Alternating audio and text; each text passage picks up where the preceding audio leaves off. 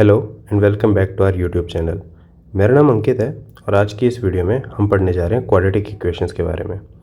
पहले हम पढ़ेंगे क्वाड्रेटिक इक्वेशन की बेसिक फॉर्म के बारे में। उसके बाद हम पढ़ेंगे कि हम क्वाड्रेटिक इक्वेशन के रूट्स कैसे फाइंड कर सकते हैं और उन रूट्स का sum of root, product and their difference. In the last we will also look at some questions of quadratic equation, ताकि जो भी हम पढ़ेंगे वो समराइज हो सके। So let's start. And before starting, I would request you guys to please subscribe my YouTube channel and press the bell icon for latest updates. Thank you. Let's begin. अगर मैं क्वाड्रेटिक इक्वेशन को देखूं तो मेरी quadratic equation की ये basic form होती है ax² plus bx plus c, जहाँ पे a ज़ीरो नहीं हो सकता, क्योंकि अगर a ज़ीरो हो गया तो मेरे इस पॉलिनोमियल का हाईएस्ट डिग्री 2 नहीं हो पाएगी। क्वाड्रेटिक इक्वेशन अपनी वो इक्वेशन होती है जिसमें मेरे पॉलिनोमियल की हाईएस्ट डिग्री 2 होती है। अभी इस चैप्टर में जब हम डील करेंगे तो a, b और c की वैल्यू हम रियल एज्यूम करते हुए चलेंगे। They can also be complex but we will deal them separately in the chapter of complex numbers. यहाँ पे अगर मैं a की बात करूँ तो a अपना लीडिंग कोफिशिएंट होता है, b हमारा मिडल कोफिशिएंट होता है और c हमारी कांस्टेंट टर्म होती है। अब आइए कुछ एग्जांपल्स को देखते हैं जो कि क्वाड्रेटिक इक्वेशंस हैं।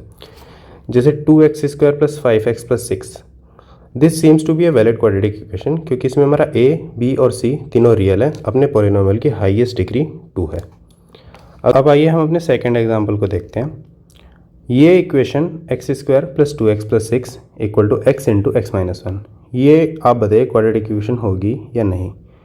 मेरे हिसाब से एक क्वाड्रेटिक इक्वेशन नहीं है। द रीज़न बीइंग, जब मैं इस इक्वेशन को ओपन करता हूँ तो ये बन जाती है x² माइनस x। हमारा x² दोनों साइड से कैंसिल आउट हो जाता है और अपनी इक्वेशन फाइनली बस एक लीनियर इक्वेशन बन के रह जाती है। That means it's not a quadratic equation. This is also a quadratic equation अगर मैं सपोज साइन x को t एज्यूम कर लेता हूँ, then this equation will become 4t² plus 4t plus 1। Now this becomes a quadratic equation. अब चलिए आगे देखते हैं। हमने क्वाड्रेटिक इक्वेशन को तो देख लिया है, अब उसके रूट्स कैसे फाइंड करते हैं वो समझते हैं। अगर मैं अपनी क्वाड्रेटिक इक्वेशन को a से डिवाइड कर देता हूँ on both the sides, then our equation will become something like this.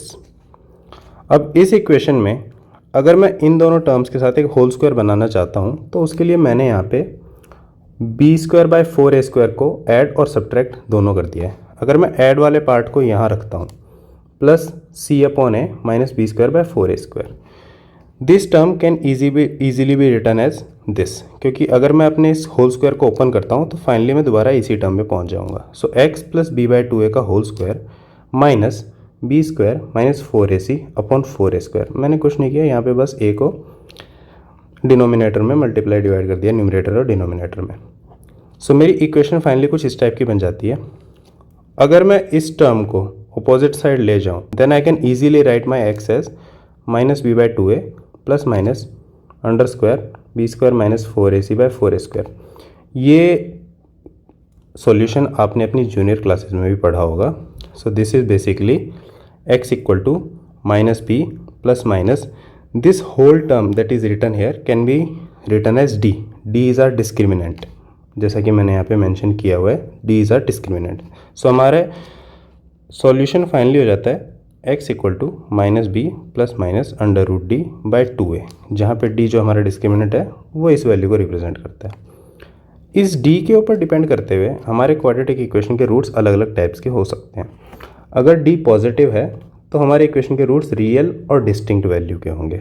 अगर d ज़ीरो है तो रूट्स रियल तो होंगे but they both will be equal, क्योंकि d ज़ीरो होते ही x equal to minus b by 2a will be the solution. The plus minus sign in front of d will play no role.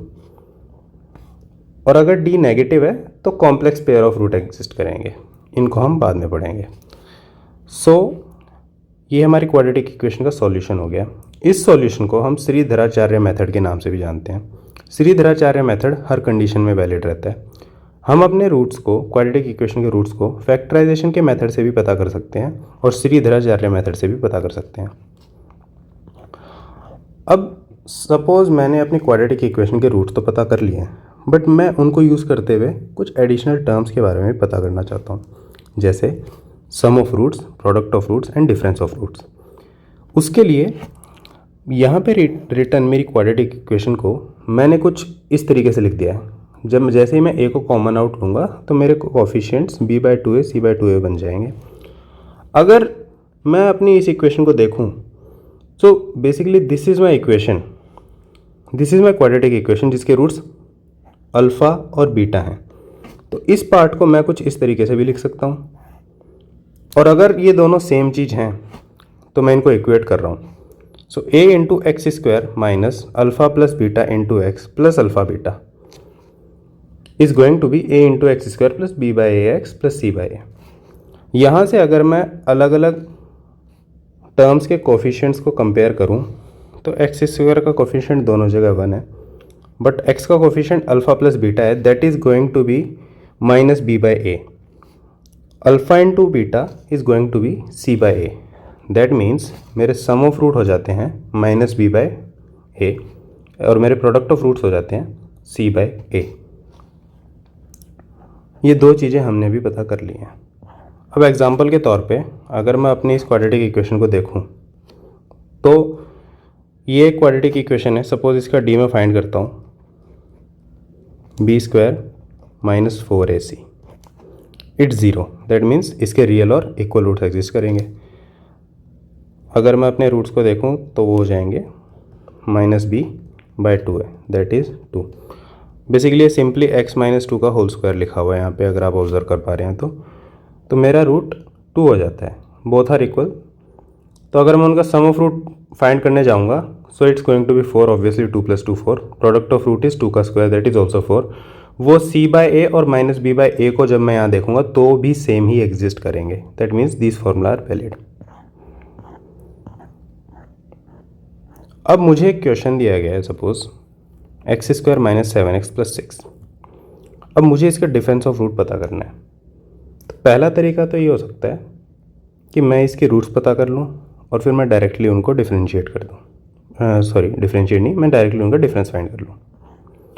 सो अगर मैं इसको factorise करता हूँ सो -7x को मैंने -x माइनस 6x दो पार्ट में ब्रेक कर लिया है।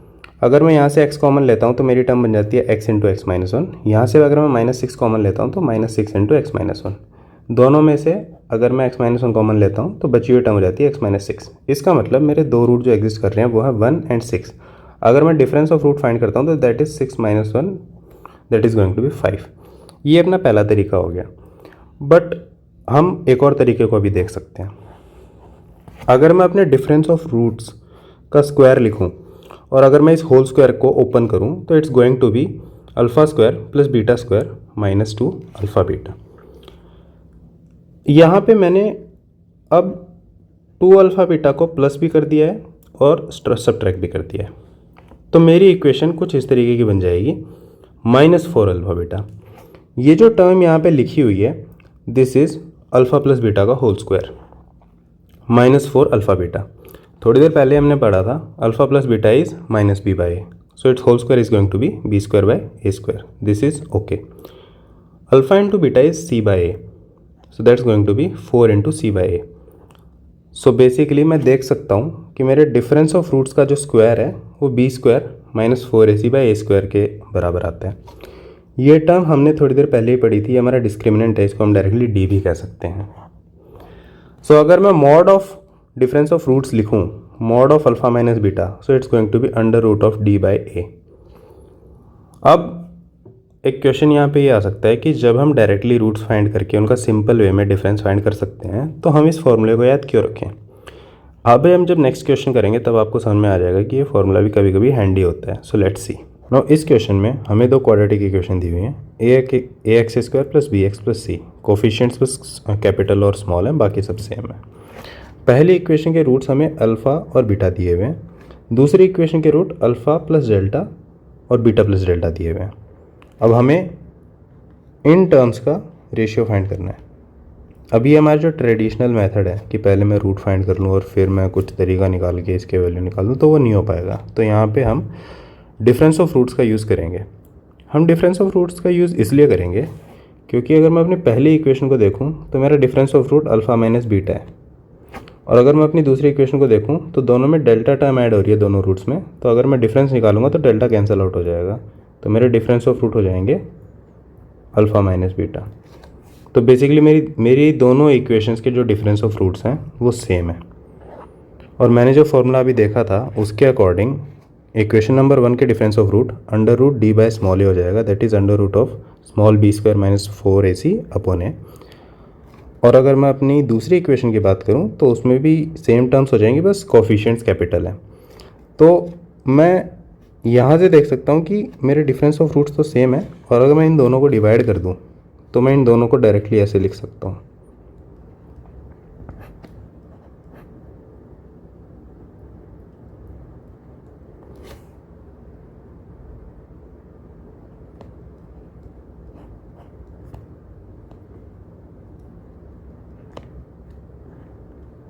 यहाँ पे मुझे इस टर्म की वैल्यू फाइंड करनी थी, तो आप कैपिटल ए बाय स्मॉल ए को क्रॉस मल्टीप्लाई करके अगर आप होल स्क्वायर कर लोगे तो ये वैल्यू आ जाएगी। तो answer is going to be small a square by capital A square. So this is our answer. तो ये ट्रेडिशनल मेथड से सॉल्व करना थोड़ा सा डिफ़िकल्ट हो जाता, बट सिंस हमें डिफरेंस ऑफ रूट्स का फॉर्मूला पता था और ये वैल्यू उसी फॉर्मूले को रिप्रेजेंट कर रही हैं, तो मुझे हिट कर गया और मैंने इस क्वेश्चन को इस तरीके से सॉल्व कर दिया। मैं आप लोगों के लिए एक क्वेश्चन लेके आया हूँ। इट्स एन इंटरेस्टिंग प्रॉब्लम, थोड़ा सा लंबा लगता है इसका solution, but I want you to try this. अगर मेरी एक क्वाड्रेटिक इक्वेशन कुछ इस टाइप की है जिसके रूट्स अल्फ़ा और बीटा हैं, तो मुझे इस एक्सप्रेशन की वैल्यू फाइंड करनी है। आप प्लीज़ इसको ट्राई कीजिए। मैं नेक्स्ट वीडियो में इसका सॉल्यूशन और आंसर दोनों पोस्ट करूँगा। Thank you so much for watching this video and please don't forget to subscribe our YouTube channel.